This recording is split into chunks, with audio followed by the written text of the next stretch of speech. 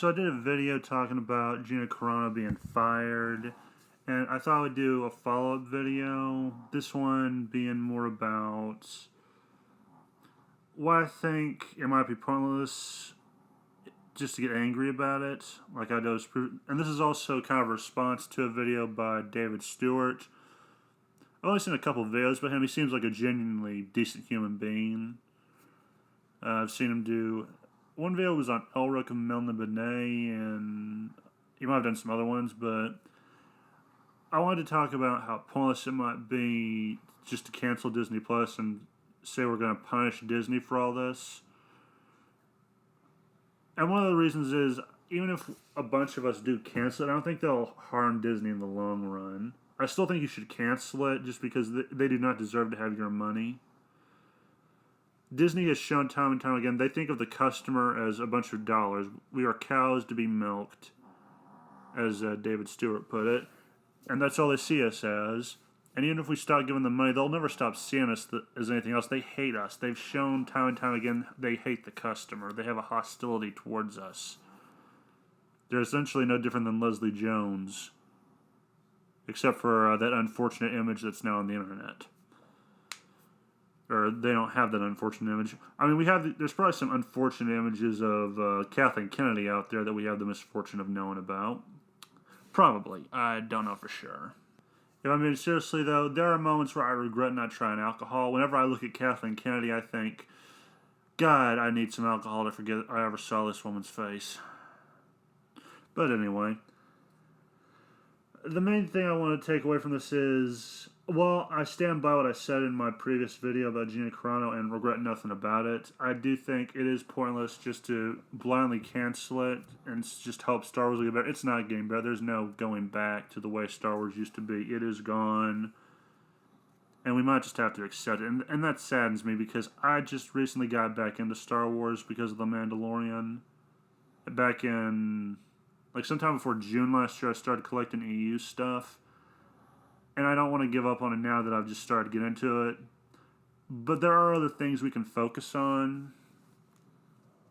And another reason I think this is pointless is because people fail up in the entertainment industry. Look at DC and Marvel and the people working at Star Wars who have failed miserably with the comics. Like, look at the High Republic. They did a piss-poor job. The people involved in the comics say shitty stuff to their customers. They say racist stuff about white people. And if it had been said about black people, there would be an outrage mob at their doorstep ready to lynch them. So it kind of shows the racial double standard. They do all this to anger people, and Disney rewards them. Same with DC. It rewards people like Tom King, whose shitty behavior includes such things as trying to cancel Jay Lee because he did a cover art for, what was his name? Ethan Van Sciver. So it's shown that the people in the entertainment industry, they don't care how much you anger the customer and make them not want to give you money. If they will still reward them for some reason because they are, I don't know, they've forgotten what a meritocracy is. They've forgotten what it's like to be good to the customer, reward the customer for their money, and to make them want to come back for more. They've forgotten all that. And so it seems pointless to punish Disney anymore other than stop giving them money. Because they have shown time and time again, they do not care about you. They consider you as a statistic. You know, like there's this old Stalin quote, one death is a tragedy, 1,000 is a statistic. That's kind of how Disney views the customer, and at least that's how I see it. They look at it and they think, if they lose one customer, that's not so bad statistically. But if they lose a bunch of money, that's bad. We need to bring them back. And they were lazy with Star Wars creatively. But then again, they hired Jar Jar Abrams, so I'm not that surprised. The guy thinks lens flare comprises a movie to be good. It doesn't. But another reason I think they just don't care is because they've shown a disregard for people. They try to incorporate stuff that they know we don't like, that we have said repeatedly we don't like. The problem is we're not as vocal as the vocal minority online. So if you still want to stay the course and think you can make Disney change their mind the same with Marvel and DC, then yeah, try to. I won't stop you, but You might have to be louder online than you have been in the past, and I don't think that's possible. And just give money to other things is what I would really like to argue. Like, there are so many IPs that are now in public domain that we could be working with. Like, they're always telling us to make our own. I say we should do that. We should make our own. We should be making our own industries, our own IPs. Some YouTubers are doing that already. I mean, Raging Golden Eagle and that Umbrella guy, two guys who, influenced me to make my own YouTube videos. They said they have gone on to make their own comics, which inspired me to want to make my own comic.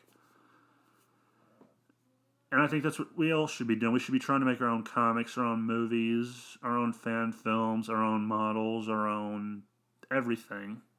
Especially with banks. I think we need to make a new bank industry. But that's for a different rant. I mean, there are alternatives we can be giving our money to. You could just buy the older Star Wars material from the EU. I would suggest that. Specifically, I would recommend stuff about the Fets. I actually did a review for one called Open Seasons. I cannot recommend that one enough. There are also stuff on the Republic Commandos or the Clone Commandos. There are these books called like the Bounty Hunter, I think Code is one, and the Book of Sith. There's also one for Jedi. There's the Legacy comics, which are about Luke Skywalker's descendant or great-grandson or is something grandson. And even if you don't want to give money to buy older Star Wars material, you can also go into stuff that's in the public domain like Lovecraft or Robert E. Howard. I mean, Lovecraft deserves some love. These days, he gets shat all over by a bunch of hipster douchebags who know nothing about the man. Only that at one point in his life he was racist, but completely ignore the fact that near the end of his life he began to change on that when science no longer backed it up. And Robert E. Howard, I cannot say enough about this man to say he deserves some love. The man killed himself before he could finish more Solomon Kane work. Basically, when he started out on Solomon Kane, and if you don't know who this guy is, I'll give you a hint.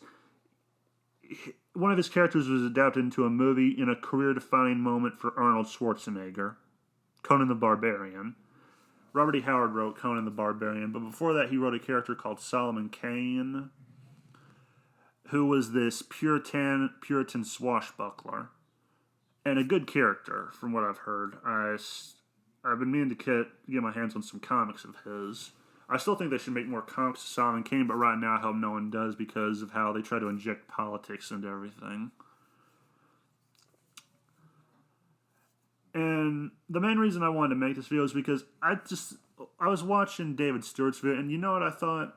I keep hearing people say, get woke, go broke, and Disney might be getting woke, and they might be losing some money and being hurt in the short term, but in the long term, nothing's going to happen to them. They're going to keep doing this until it's no longer convenient for them. They think this is going to make them money.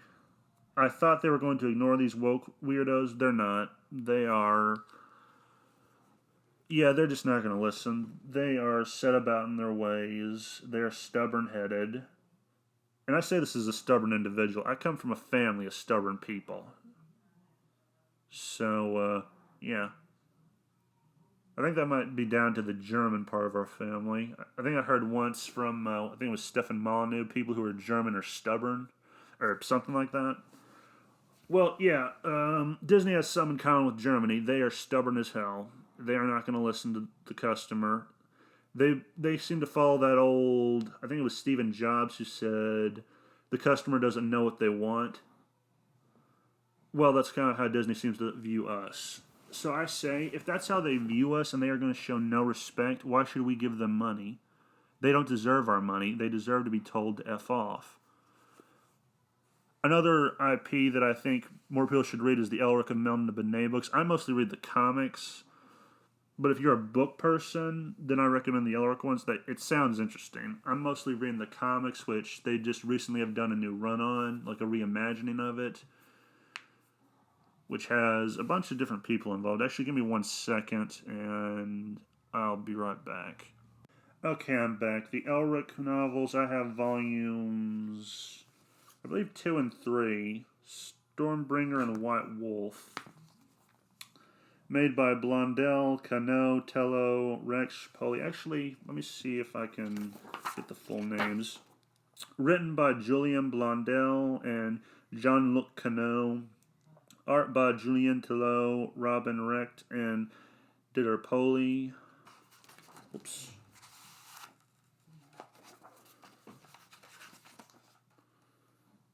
And there's a bunch of other stuff in here, but yeah, that was volume 2, I believe. Volume 3 has fewer people involved in it. It was made by, adapted and written by Julien Blondell and Jean-Luc Cano, art by Julien Tello and Robin Recht.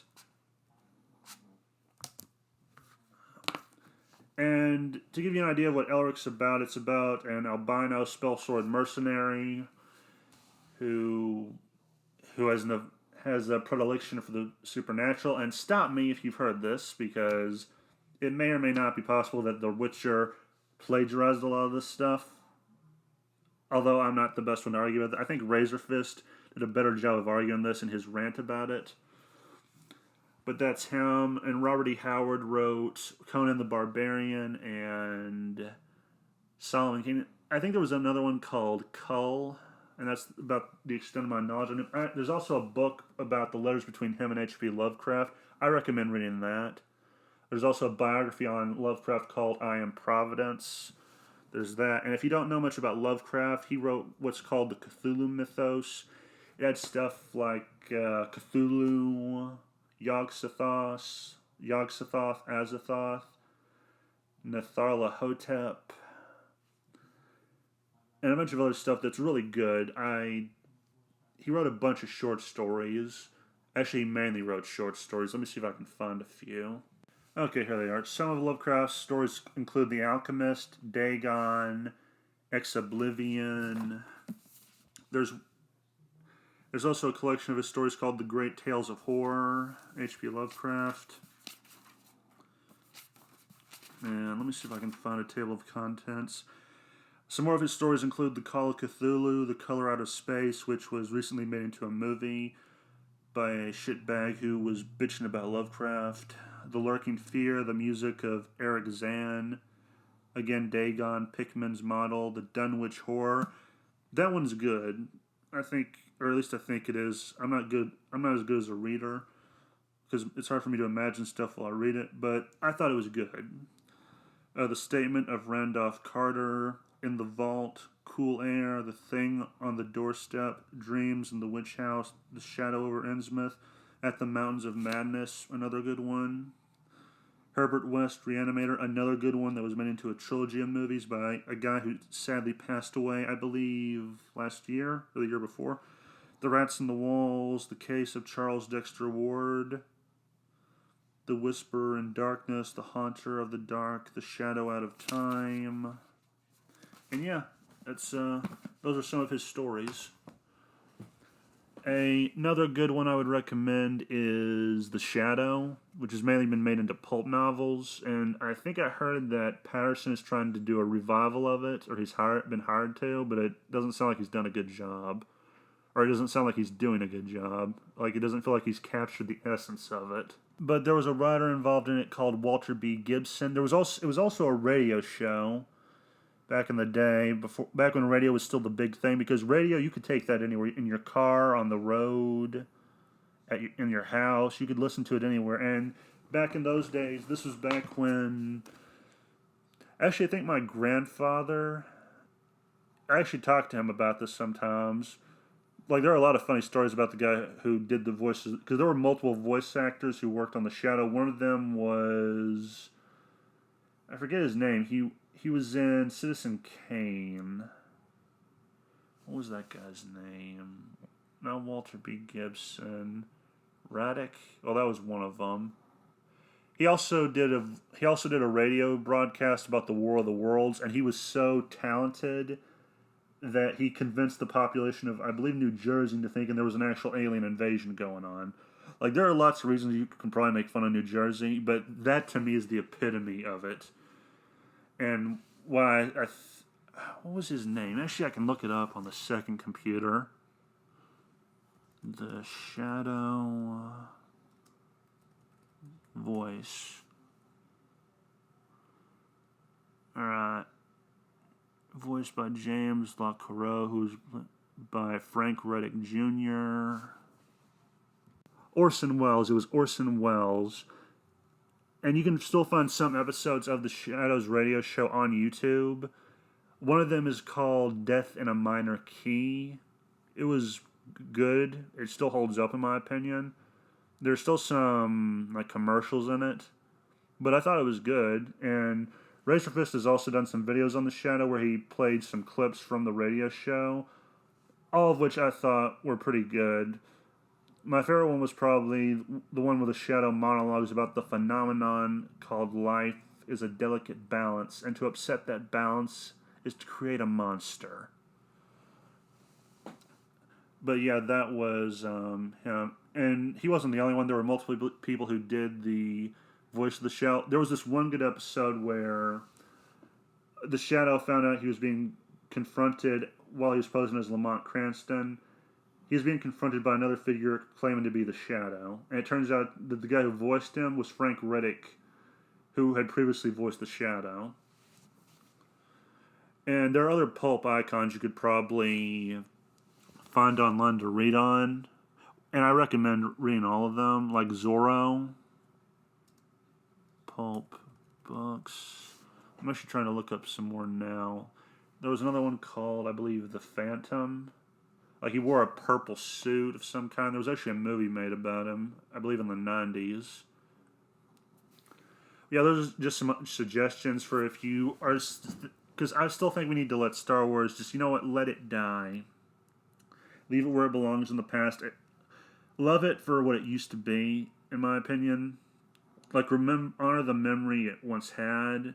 Because there was a time when it inspired people, when it did good just to influence people, but now it's a cash cow for Disney, and Disney has no intention of listening to us, so why bother? And as much as I can like Jeremy and the Geeks and Gamers people and Ryan Cannell, I no longer see a point. Well, I kind of see a point, but I do question now, what's the point of ranting about it if it's not going to change anything? I still probably will, because I just like to say stuff on YouTube and BitChute just to get off my chest. But it seems pointless in hindsight just to argue about it if we're just going to be ignored and called every horrible thing under the sun. I mean, I still think you should fight for it, but I think there's a limit to how much you should fight if nothing's going to come of it. And since Disney seems so hellbent on killing Star Wars, I say let them. Star Wars was good for a time, and at that time it did what it did exceptionally well because it had good writers involved, like Karen Traviss. About one of the few Karens I can actually tolerate. And she gave us stuff like the Clone Command or the Republic Commando series, and the only reason she left was because of that dipshit Filoni. But yeah, that's my main point on it. Another thing I'd like to say is you don't have to buy new media for entertainment. There's lots of old entertainment media that is still out there for us to collect. There's also alternatives in other countries. Like Elric of the Imelda Monet, while it was made by, I believe, a British author, Michael Moorcock, the comic was actually done in France, believe it or not. And it's pretty good. It's part of the bande dessinée comics, which is pretty accepted in that country, so there's that. Another thing, there's also the manga, which I would also recommend. You got like Goblin Slayer, The Rise of the Shield Hero, The Devil's a Part-Timer, Blood Lad, The Gray Man, Tokyo Ghoul, Vinland Saga, just to name a few mangas. And for movies, you have Blade Runner. There are documentaries on mythology like Clash of the Gods, although there's a handy help and a bullshit in some of it. Like, they tried to argue that the orcs were an allegory for capitalism, and there was also some gender stuff in there, so I would take a couple of it with a pinch of salt. But you also had some classic movies like the Texas Chainsaw Massacre. I still argue that is one of the most effective horror films I've ever seen. Like, to this day, if I do dream or have nightmares, it sometimes involves Leatherface. Blade Runner, Texas Chainsaw, the Clint Eastwood movies, I would argue, are also good. The Maltese Falcon, the one second, Silver Dorado or Silverado, and the double feature, The Quick and the Dead, Hellboy, Gone with the Wind, The Outlaw, Josie Wales, the Death Wish movies, the Bronson movies are always a good one. There's the classic Universal monster movies like Frankenstein, The Mummy, Dracula, The Wolfman. You also have the Alfred Hitchcock classics like The Birds or Psycho, or I believe Vertigo is another one, although it's hard for me to say for sure. And even if you're not a comic person or a book person, you could also get into stuff like just old-timey stuff. Like some of the old poems and philosophy, I think, are worth looking into for entertainment. I've recently got into it because I guess I could consider him a buddy. The Osteopath, I believe was his name. He mentioned philosophy a couple times, and it got me interested in going back into it.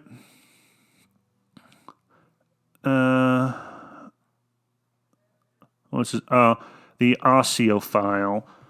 He's mentioned it a couple times, and it's got me interested in going back to look at philosophy. Because when I took a philosophy class, it bored the shit out of me. It really did, and it kind of made me lose interest in philosophy for a time. But now I've kind of gotten back into it. You can always go back to that. You could find new fields of interest to research, like one I've been wanting to get into is maybe economics or political theory or political science. I mean, Razorfist got me into that because I would love to know how to do analysis on that kind of thing and just see if I might enjoy it.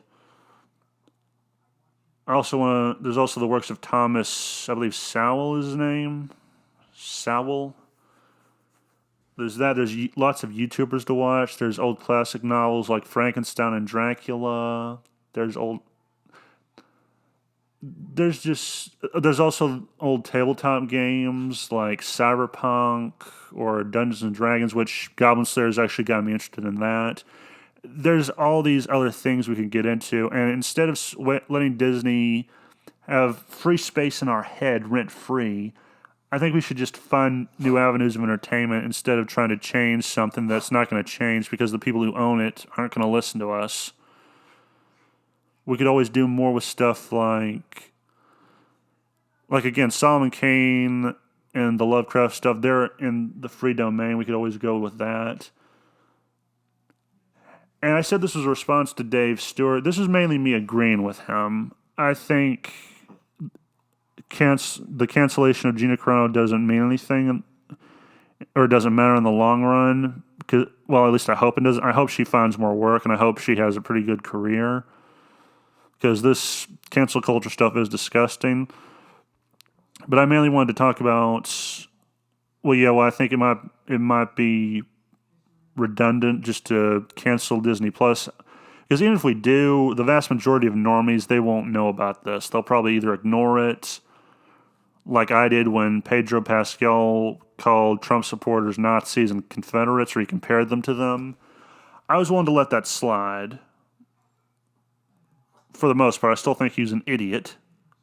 I mean, the guy's a douchebag, but then again, he works in the entertainment industry, so I'm not that surprised. And I mainly just wanted to say there are other alternatives for us to enjoy that I think we should go to. And there are things we can work in now that have with free domain. And I think we should focus more on that now. Or at least I think some people should. There are probably people more talented than me who can do some really good work with this stuff. And I hope some of them see this video, and I hope they at least give it some thought. Just consider this food for thought, and that's all I can really say, to be quite honest, because I had no real plan when I did this. I had some notes on what I wanted to say, but it wasn't that well thought out. Another thing I would suggest reading up on would probably be history, because history is full of interesting people and events. Like Machiavelli, I think he is an interesting character. Lovecraft and Robert E. Howard, I think, are interesting characters to read about. There's also mythology to read on, like the Kalevala or the Volsunga saga. You could always read on that, and yeah, really just have a nice day, because I think we've gotten way too ugly and mean to each other. And that's not going to change with me, probably, because if people say something stupid, I will call them out on it. But I will agree, we have gotten too hateful towards one another. Well, too is kind of a subjective word. But yeah, that's all I really wanted to say. I'll post a link to David Stewart's video in my description. Hopefully the link will work, because I'm starting to wonder if the links aren't working on these videos. And some of what he said I've also said in here, because I think it is a very good point. And blah, blah, blah. Remember, the game was rigged from the start. And yeah, goodbye.